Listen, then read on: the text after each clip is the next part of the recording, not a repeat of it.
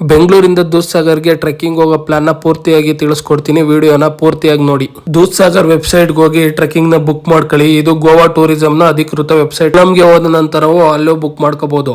ಪ್ರತಿದಿನ ಮಧ್ಯಾಹ್ನ 3 ಗಂಟೆಗೆ ಯಶವಂತಪುರದಿಂದ ಟ್ರೈನ್ ಇರುತ್ತೆ. ಇದು ಯಶವಂತಪುರ ವಾಸ್ಕೋ ಟ್ರೈನ್ ಆಗಿರುತ್ತೆ. ನೀವು ಬೆಳಗಿನ ಜಾವ 3:30-4 ಗಂಟೆಗೆಲ್ಲ ಕೂಲಂ ರೈಲ್ವೆ ಸ್ಟೇಷನ್ಗೆ ಹೋಗಿ ತಲುಪ್ತೀರಾ. ಅಲ್ಲಿಂದ ಬೆಳಗ್ಗೆ 6:30-7 ಗಂಟೆಗೆಲ್ಲ ಟ್ರೆಕ್ಕಿಂಗ್ ಸ್ಟಾರ್ಟ್ ಆಗುತ್ತೆ.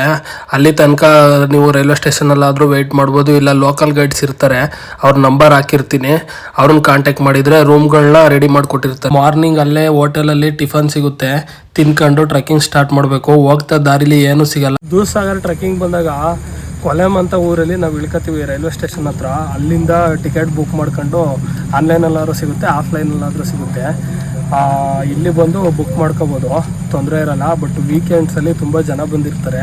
ವೀಕ್ ಡೇಸಲ್ಲಿ ಅಷ್ಟೊಂದು ಜನ ಏನಿರಲ್ಲ. 10 ಜನಕ್ಕೆ ಗೈಡ್ ಕೊಡ್ತಾರೆ. ಕೊಲೆಮಿಂದ ಇಲ್ಲಿಗೆ 7 ಕಿಲೋಮೀಟ್ರ್ ಆಗುತ್ತೆ. ಇಲ್ಲಿಗೆ ಬಂದರೆ ಇಲ್ಲಿ ನಿಮಗೆ ನಾರ್ಮಲ್ ಆಗಿ ಊಟ ಎಲ್ಲ ಸಿಗುತ್ತೆ. ಗೈಡ್ಗಳಿಗೆ ಹೇಳಿದರೆ ಅವ್ರು ಇನ್ಫಾರ್ಮ್ ಮಾಡ್ತಾರೆ. ರಿಟರ್ನ್ ಬರಬೇಕಾದ್ರೆ ನೀವು ಊಟ ಮಾಡ್ಬೋದು. ಪ್ರಿಪೇರ್ಡ್ ಡಿನ್ನರು, ಅನ್ನ ಸಾಂಬಾರು ಈ ಥರ ಎಲ್ಲ ಇರುತ್ತೆ. 150 ರೂಪಾಯಿನ ಇರುತ್ತಂತೆ ಕಾಸ್ಟು. ಡ್ರಿಂಕ್ಸ್ ಎಲ್ಲ ಸಿಗುತ್ತೆ, ಆ ಡ್ರಿಂಕ್ಸು, ಕೋಲ್ಡ್ ಡ್ರಿಂಕ್ಸು ಎಲ್ಲ ಸಿಗುತ್ತೆ ಈ ಊರ ಹತ್ರ. ಅಲ್ಲಿಂದ 7 ಕಿಲೋಮೀಟ್ರು, ಮತ್ತು ಇಲ್ಲಿಂದ 3 ಕಿಲೋಮೀಟ್ರು ಮತ್ತೆ ಫಾಲ್ಸಿಗೆ ಹೋಗಬೇಕಾಗುತ್ತೆ. ಇದು ಸೊನಾಲಿ ಅಂತ ಒಂದು ಊರು, ಸೊನಾಲಿಯಂ ಅಂತ. ನಮಗೆ ರೈಲ್ವೆ ಟ್ರ್ಯಾಕ್ ಮೇಲೆ ಬರೋಕ್ಕೆ ಬಿಡಲ್ಲ. ಇದು ಭಗವಾನ್ ಮಹಾವೀರ್ ನ್ಯಾಷನಲ್ ಪಾರ್ಕ್ ಅಂತ. ಇದ್ರೊಳಗಡೆ ಇಂದ ಕರ್ಕೊಂಡು ಹೋಗ್ತಾರೆ. ಮುಂಚೆ ಎಲ್ಲ ರೈಲ್ವೆ ಟ್ರ್ಯಾಕ್ ಮೇಲೆ ಇದಿತ್ತು, ಟ್ರೆಕ್ಕಿಂಗ್ ಮಾಡ್ಬೇಕಾಗಿತ್ತು. ಬಟ್ ಇವಾಗ ಇದ್ರೊಳಗಡೆ ಇದೊಂದು ನ್ಯಾಷನಲ್ ಪಾರ್ಕ್ ಒಳಗಡೆ ಹಾಸಿ ಹೋಗ್ತಿವಿ. ಇಲ್ಲಿಂದ ನಾವು ನಡ್ಕೊಂಡು ಹೋಗ್ತಾ ಹೋಗ್ತಾ ಒಳ್ಳೆ ಅಡ್ವೆಂಚರ್ ಆಗಿರುತ್ತೆ, ಚೆನ್ನಾಗಿರುತ್ತೆ ಜಾಗ ಎಲ್ಲ. ಫಾಲ್ಸ್ ಟ್ರೆಕ್ಕಿಂಗು ಒಂದು 10ರಿಂದ 11 ಕಿಲೋಮೀಟ್ರು, ನಿಮಗೆ ಮ್ಯಾಕ್ಸಿಮಮ್ ಒಂದು 11 ಕಿಲೋಮೀಟ್ರು ತಗೊಳುತ್ತೆ. ಬಟ್ ಏನಂದರೆ ಅಂಥ ಟಫೆಸ್ಟು ಆ ಥರ ಏನಿಲ್ಲ, ಆರಾಮಾಗಿ ಬರ್ಬೋದು. ಮುಂಚೆ ಎಲ್ಲ ರೈಲ್ವೆ ಟ್ರ್ಯಾಕ್ ಮೇಲೆಲ್ಲ ಬಿಡೋರು, ಬಟ್ ಇವಾಗ ಪರ್ಮಿಷನ್ ತಗೊಂಡು ಬರಲೇಬೇಕು, ಹಂಗೆ ಸುಮ್ಮನೆ ಬಿಡೋಲ್ಲ. ಏನಂದರೆ ಅಲ್ಲಿಂದ ನೀವು ಇಲ್ಲಿಗೆ ಬರೋ ಅಷ್ಟರಲ್ಲಿ ಏನು ಸುಸ್ತಾಗಲ್ಲ. ಬಟ್ ಇಲ್ಲೊಂದು ಊರ ಹತ್ರ ಊಟ, ಫುಡ್ಡು ಎಲ್ಲ ಸಿಗುತ್ತೆ. ಹಾಗಾಗಿ ನಾವು ರೈಲ್ವೆ ಟ್ರ್ಯಾಕ್ ಏನೈತೆ ಅದ್ರ ಪಕ್ಕದಲ್ಲೇ ಹೋಗ್ತಿರ್ತೀವಿ. ನಮ್ಮ ಪಕ್ಕದಲ್ಲಿ ವಾಟರ್ ಫಾಲ್ದು ನದಿನೂ ಹರಿತಿದೆ, ಆರಾಮಾಗಿ ಬರ್ಬೋದು, ತೊಂದರೆ ಇಲ್ಲ. ಆದರೆ ಟ್ರೆಕ್ಕಿಂಗಿಗೆ ಬರೋದಾಗಲಿ ಏನಿದ್ರು ನಾರ್ಮಲ್ ಆಗಿ ಬ್ಯಾಗ್ನ ಜಾಸ್ತಿ ಕ್ಯಾರಿ, ಲಗೇಜ್ಗಳಾಯಿತು, ಏನಾದರೂ ಬಟ್ಟೆಗಳಾಯಿತು, ಸ್ಟಾರ್ಟಿಂಗು ಅಲ್ಲೇ ಎಲ್ಲಾದರೂ ಅಂಗಡಿನಲ್ಲಿ, ಶಾಪ್ಗಳಲ್ಲಿ ಇಟ್ಟು ಬರ್ಬೋದು. ಸುಮ್ಮನೆ ಎತ್ಕೊಂಡು ಬಂದರೆ ರಿಸ್ಕ್ ಆಗುತ್ತೆ, ಯಾಕಂದರೆ ಆಮೇಲೆ ಮಳೆನಲ್ಲೆಲ್ಲ ಹಿಂಸೆ.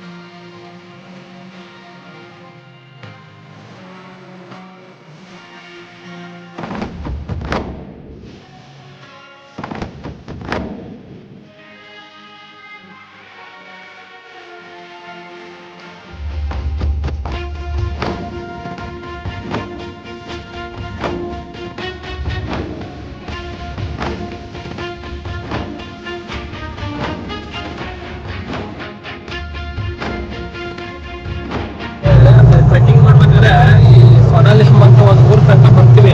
ಅಲ್ಲಿಂದ ಮುಂದಕ್ಕೆ ದೊಡ್ಡದು ರೋಡ್ ಇದೆ, ಆದರೆ ಇಲ್ಲಿ ಒಳಗಡೆ ಹೋದರೆ ಈಸಿಯಾಗಿ ಹೋಗ್ಬೋದು ಅಂದ್ಬಿಟ್ಟು ಇಲ್ಲಿ ಒಳಗಡೆ ಕರ್ಕೊಂಡು ಬರ್ತಾರೆ. ಇಲ್ಲಿ ವೆದರ್ ಎಲ್ಲ ತುಂಬ ಚೆನ್ನಾಗಿರುತ್ತೆ. ಆ ಸೈಡ್ ಬಂದ್ಬಿಟ್ಟು ಫುಲ್ಲು ಪಾಗಿಯಾಗಿ ಸಖತ್ತಾಗಿದೆ. ಒಂದು ಹಳ್ಳಿನೂ ಇದೆ. ನೀವು ಮುಂಚೆನೇ ಏನಂದರೆ ಈಗ ಹೋಗ್ಬೇಕಾದ್ರೆ ಹೇಳಿದರೆ ಅವರು ಫುಡ್ಡೆಲ್ಲ ಪ್ರಿಪೇರ್ ಮಾಡಿ ಇಟ್ಟಿರ್ತಾರೆ. ಹಂಗಾಗಿ ನಾವು ಮುಂಚೆನೇ ಆರ್ಡ್ರ್ ಕೊಟ್ಟು ಹೋಗ್ಬೇಕು. 150 ರೂಪಾಯಿ ಏನೋ ತಗೊಳ್ತಾರೆ, ಅನ್ನ ಸಾಂಬಾರು ಪಲ್ಯ ಆ ಥರ ಊಟ ಕೊಡ್ತಾರಂತೆ. ಬಟ್ ನಾವು ಮುಂಚೆನೇ ಇಲ್ಲಿಂದ ದೂದ್ಸಾಗರ್ ಹೋಗ್ಬೇಕಾದ್ರೆ ಹೇಳಿದರೆ ರಿಟರ್ನ್ ಬರಬೇಕಾದ್ರೆ ಇಲ್ಲಿ ಊಟ ಎಲ್ಲ ಪ್ರಿಪೇರ್ ಮಾಡಿ ಇಟ್ಟಿರ್ತಾರೆ. ಬರಬೇಕಾದ್ರೆ ಊಟ ಮಾಡ್ಕೊಂಡು ಹೋಗ್ಬೋದು. ನಮ್ಮನ್ನು ಬಿಡೋಲ್ಲ, ಅಲೋ ಮಾಡೋಲ್ಲ. RPF ಗಾರ್ಡ್ಗಳು ನಾವು ಮಿಸ್ ಆಗಿ ಬಂದ್ರೂ RPF ಗಾರ್ಡ್ಗಳು ಇಟ್ಕೋತಾರೆ. ಆ್ಯಕ್ಚುಲಿ ಏನಂದರೆ ಬೇಸಿಗೆ ಟೈಮಲ್ಲಿ ಇವಾಗಲ್ಲ, ಮಳೆಗಾಲದಲ್ಲಿ ಈ ಥರ ನಿಧಾನ ಸಾನೆ ಥರ ಮಳೆ ಬರ್ತಾನೆ ಇರಬೇಕು. ಇವಾಗ ಟ್ರೆಕ್ಕಿಂಗ್ ಮಾಡೋಕ್ಕೆ ಸಖತ್ತಾಗಿದೆ. ಹಂಗಾಗಿ ವೆದರ್ಗೋಸ್ಕರ ಬರಬೇಕು. ಇಲ್ಲೇನೋ ನಡ್ಕೊಂಡು ಹೋಗ್ತೀವಿ, ಅದು ಇದು ಅದಲ್ಲ, ವೆದರ್ ಸಖತ್. ಅಲ್ಲಲ್ಲಿ ಈ ಥರ ಮರಗಳು ಬಿದ್ದಿರೋದು ನೋಡ್ಬೋದು. ಆಮೇಲೆ ಈ ಥರ ಚಿಕ್ಕದು ಜರಿ ಥರ ಹರಿತಿರೋದು ತುಂಬ ಕಡೆ ಇದೆ ರೋಡಲ್ಲಿ. ಹಾಗಾಗಿ ಸಖತ್ತಾಗಿರುತ್ತೆ. ಆಮೇಲೆ ಮಳೇಲಿ ಬಂದಿರೋದ್ರಿಂದ ನೆಕ್ಸ್ಟ್ ಲೆವೆಲಲ್ಲಿದೆ ಟ್ರೆಕ್ಕಿಂಗು. ಆಮೇಲೆ ಅಷ್ಟೊಂದು ಕಷ್ಟ ಅಂತ ನಮಗೆಲ್ಲ ಏನು ಅನ್ನಿಸ್ತಲ್ಲ. ಆರಾಮಾಗಿ ಬೆಂಗಳೂರಿಂದ ಬರೋರಿಗೆಲ್ಲ ನೆಕ್ಸ್ಟ್ ಲೆವೆಲಲ್ಲಿ ಟ್ರೆಕ್ಕಿಂಗ್ ಮಾಡ್ಕೊಂಡು ಹೋಗ್ಬೋದು. ಬಟ್ ಒನ್ ಡೇ ಟ್ರೆಕ್ಕಿಂಗು ಆರಾಮಾಗಿ ಒಳ್ಳೆ ಪ್ಲೇಸ್. ಒಂದು ಕಾಡೊಳಗಡೆ ಬರ್ತಾರೆ, ಇಲ್ಲಿ ಹ್ಯಾಂಗಿಂಗ್ ಬ್ರಿಡ್ಜ್ ಸಿಗುತ್ತೆ. ಅಲ್ಲಿಂದ ಮುಂದೆ ಬಂದರೆ ಹ್ಯಾಂಗಿಂಗ್ ಬ್ರಿಡ್ಜ್ ಹತ್ರ ಫೋಟೋಶೂಟ್ಗೆಲ್ಲ ಚೆನ್ನಾಗಿದೆ.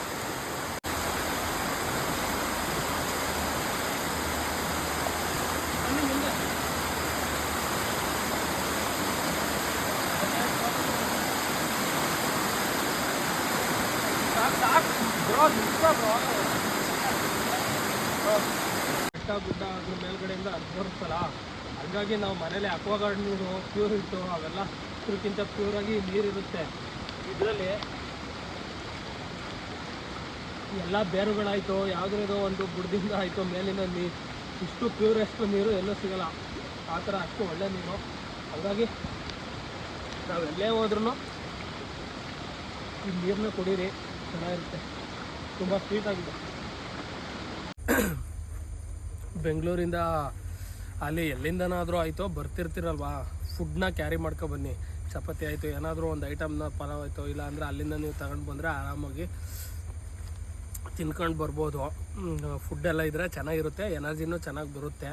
ಹಾಗಾಗಿ ಇಲ್ಲೂ ಫುಡ್ಸ್ ಎಲ್ಲ ಸಿಗುತ್ತೆ, ಬಟ್ ಕಾಸ್ಟ್ ಎಲ್ಲ ಸ್ವಲ್ಪ ಜಾಸ್ತಿ ಇದೆ. ನಿಮಗೆ ಯಾವ ಥರ ಕನ್ವೀನಿಯೆಂಟ್ ಆಗುತ್ತೆ ಆ ಥರ.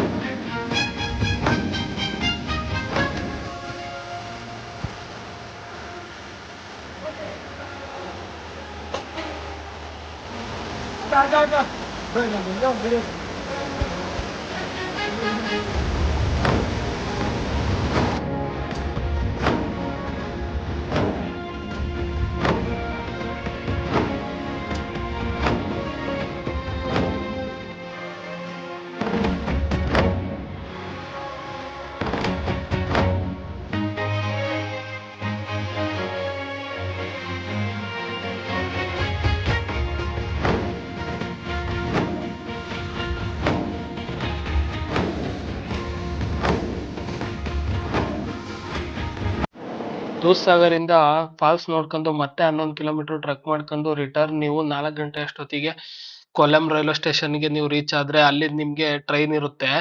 ಆ ಟ್ರೈನ್ ಬಂದ್ಬಿಟ್ಟು ಸೊಲ್ಲಾಪುರ್ ಹೋಗ್ತಿರುತ್ತೆ. ಆ ಟ್ರೈನ್ ಹತ್ಕೊಂಡು ನೀವು ಕೆಸಲ್ ರಾಕಿಗೆ ಬರ್ಬೇಕಾಗುತ್ತೆ. ಅಲ್ಲಿಂದ ನಿಮ್ಗೆ ವೇಟ್ ಮಾಡಿದ್ರೆ 7:30 ಅಷ್ಟರಲ್ಲಿ ರಾಣಿ ಚೆನ್ನಮ್ಮ ಎಕ್ಸ್ಪ್ರೆಸ್ ನಿಮ್ಗೆ ಸಿಗುತ್ತೆ. ನೀವು ವಾಪಸ್ ರಿಟರ್ನ್ ಬೆಂಗಳೂರಿಗೆ ಬಂದ್ಬಿಡ್ಬೋದು. ನಾವ್ ಹೇಳಿರೋ ಟೈಮಲ್ಲಿ ನೀವು ಟ್ರೆಕ್ಕಿಂಗ್ ನ ಕಂಪ್ಲೀಟ್ ಮಾಡಿ ರಿಟರ್ನ್ ಬರೋದಿದ್ರೆ, ಯಾಕಂದ್ರೆ ಫಾಲ್ಸ್ ಕೆಳಗಡೆ ಹೋಗ್ಬೋದು ಟ್ರೆಕ್ಕಿಂಗ್ ಮಾಡ್ಕೊಂಡು, ಫಾಲ್ಸ್ ಮೇಲೆ ಬಿಡಲ್ಲ ಇವಾಗ.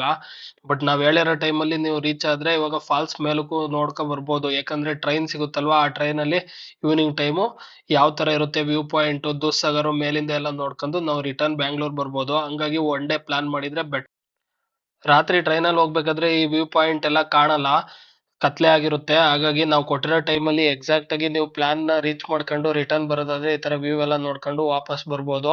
ಬಟ್